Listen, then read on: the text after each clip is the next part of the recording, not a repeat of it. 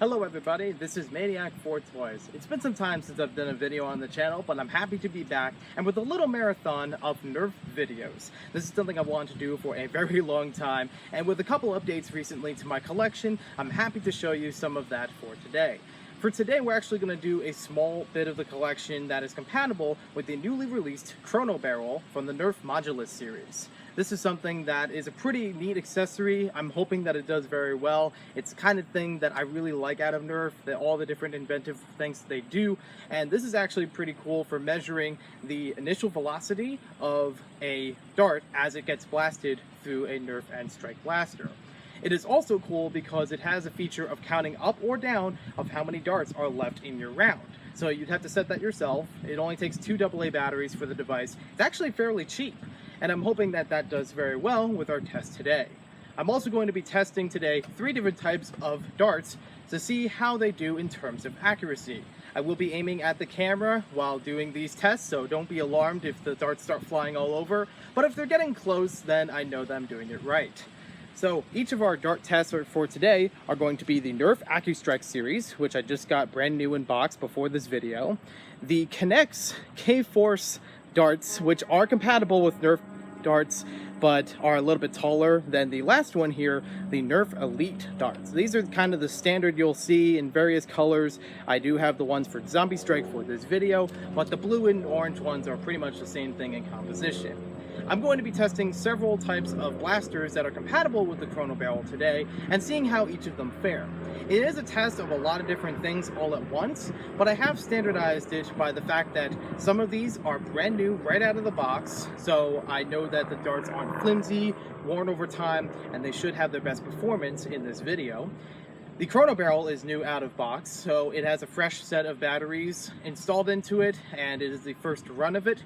And one of our blasters in this video is brand new out of box. Again, I bought it right before the video started.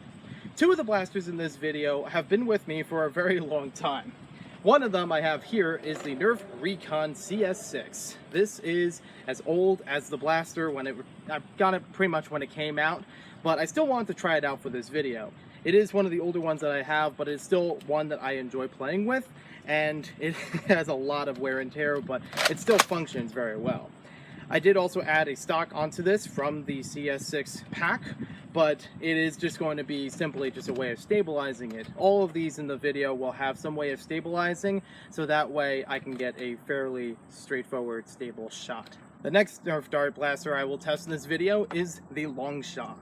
And this is the original one, not any of the renewed or recolored versions over time. So this one, again, has a lot of wear and tear from lots of use. But it is likely that I will just have to see how well it performs in this current state.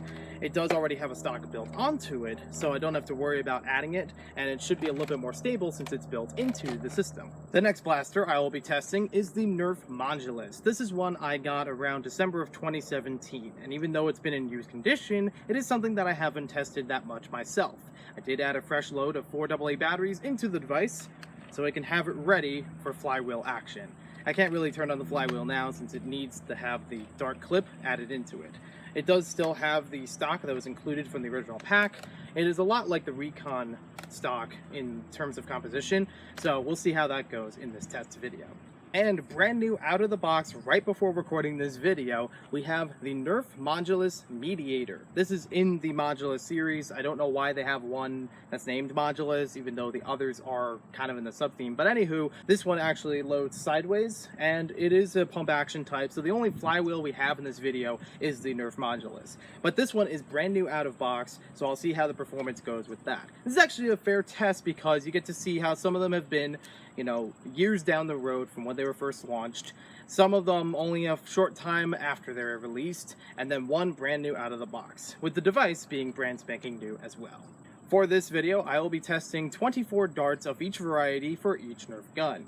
They will be in clips of 18 and 6. So you get a longer barrel, or a longer magazine, and a shorter magazine that will go into each one and see how they perform. My prediction for the best Nerf blaster in the video is going to be either the Nerf Modulus or the Nerf Mediator. These are the newest ones that I have in my collection, and they are lightly used. Whereas the Longshot and the Recon have been around for so many years and so many uses that I'm sure that they are very worn out. And whether or not there was good darts in there, they're probably not going to function as well mechanically. I think this one might actually be a little bit better since I just got it out of the box, but I also have a feeling that because it's a flywheel, it's probably going to have a better rate of firing, but also a better action for firing, since it only has to do it by trigger function, and the flywheel is going to push along a lot further than what a spring would do.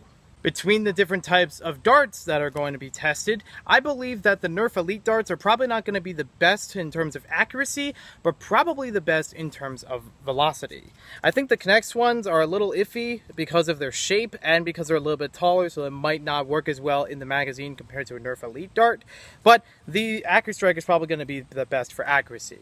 So if I were to sum it up, this will be best for velocity, this will be best for accuracy, and this is just here as a third subject. So now, let's get on to the testing.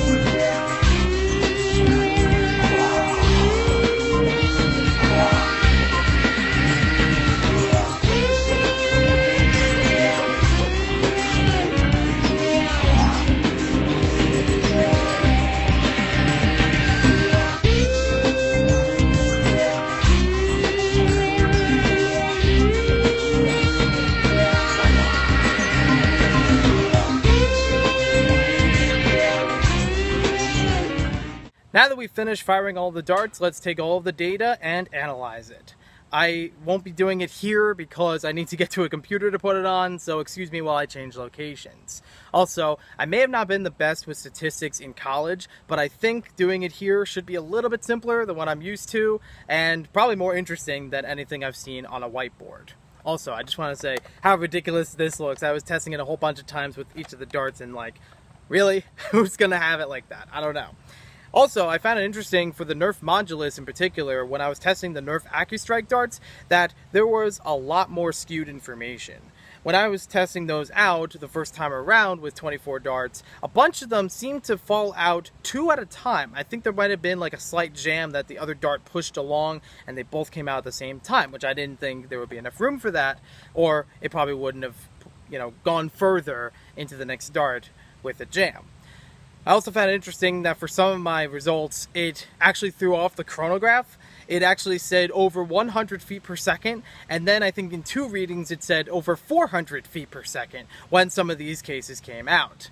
It's very, very strange. I actually redid a whole bunch of them just to be sure about that. So there are a whole bunch of readings that just came up unlisted. They just didn't read through properly, and I retested the darts so that I can get better results that are like closer to each other in terms of numbers. So let's go to the data. Hello everybody, so we're back on my desktop where I put all the numbers onto an Excel spreadsheet, tried to do some calculations for all the averages, and it's a little bit easier for me to see the results. Now, it's not easy for you guys to see it right now because the lighting in here is not working, but I'm going to throw all these things up on the screen in front of my face and I'll just talk you through them. To break this down, there is a color-coded system based on the blasters and based on the dart types. These will tell each of them apart so you can compare and contrast different columns. And I did also highlight each of the averages in feet per second in each column. Anything that's in red is considered an outlier. It's a very strange outside thing compared to most of the other data, where it doesn't really line up that well, and it's something to be factored in with some of my results.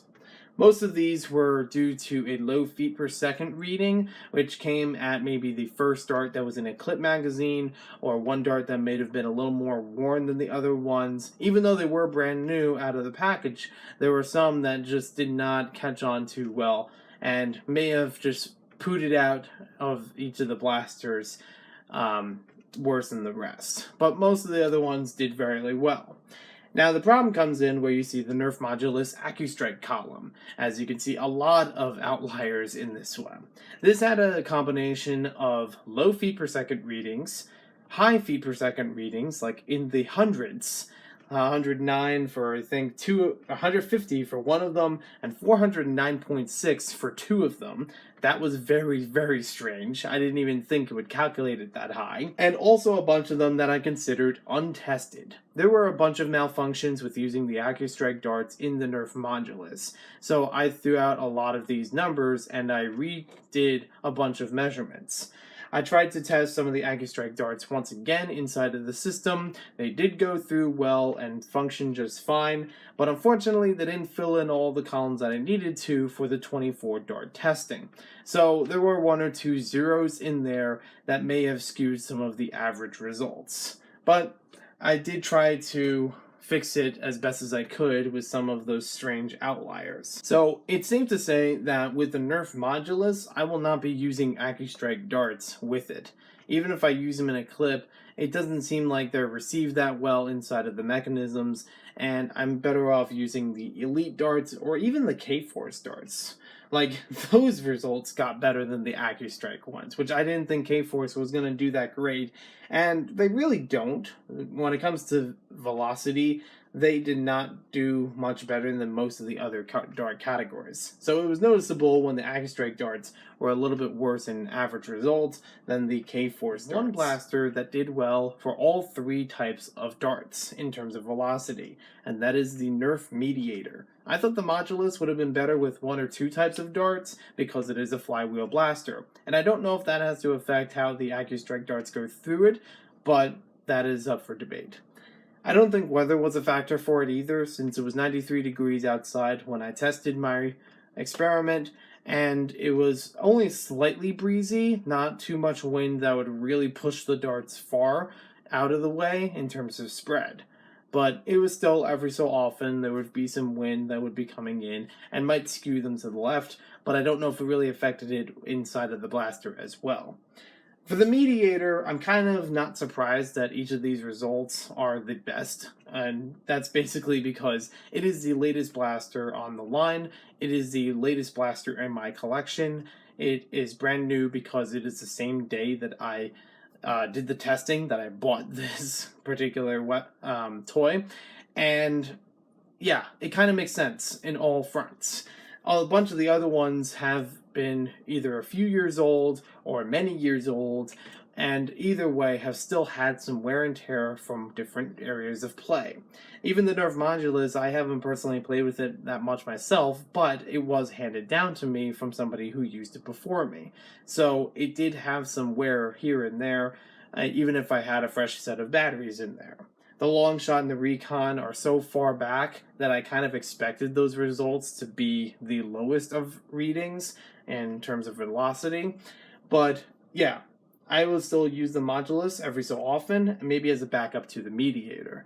I don't mind spring-loaded blasters, and I do like a flywheel every so often, so these are not too bad. And they do have some customization options that I will enjoy in the near future, in case I wanted to add a little bit more to my NERF game. I'm not a competitive nerfer. I just want to put that out there, because many times when I have seen these kinds of readings from other people in YouTube that are associated with NERF, or at least try to play with NERF, they are a little bit more competitive than I am. I only play it on a very casual level where it's every so often. And I've also noticed when I compare my results to some of the other people, most of them would actually have higher results than me. Even when using the Chrono Barrel, I mean, my results are still consistent, and I'm okay with that. But I've noticed that each of their results would come up maybe 10 feet per second higher than what mine read out. And I don't know if it had to do with they were using different darts or different, well, no, I think they use the same darts, especially for the elite darts. But I don't know if they use different blasters than I've used, so I don't know if that was a big change for those results as well. But even when I came up with the totals at the end for each of the averages, the elite darts surprisingly had the best averages of them, and were still lower than the recommended 70 and they were still lower than the recommended 70 feet per second that most people associate with NERF blasters and trying to blast with an elite dart. So I don't know exactly what to make of that compared to the community. But I guess the important takeaway from this is that I have consistency. Each of these readings, as you can see on the chart, actually line up pretty well. Even with each of the averages, the darts don't seem to stray too far from what the average was in each dart category and from each blaster. So I'm happy with these readings, that everything seemed to work very well, except for the AccuStrike, which, that's fine. I tried as best as I could to do different types of things, and I just learned a little bit along the way. So thank you for watching this video. Hope you guys enjoyed it. Look forward to more NERF videos coming soon from Maniac4Toys. If you subscribe, you'll get to see more about my NERF collection from all different years, all different accessories as well, and you'll even get to see some of my favorites out of the collection as well.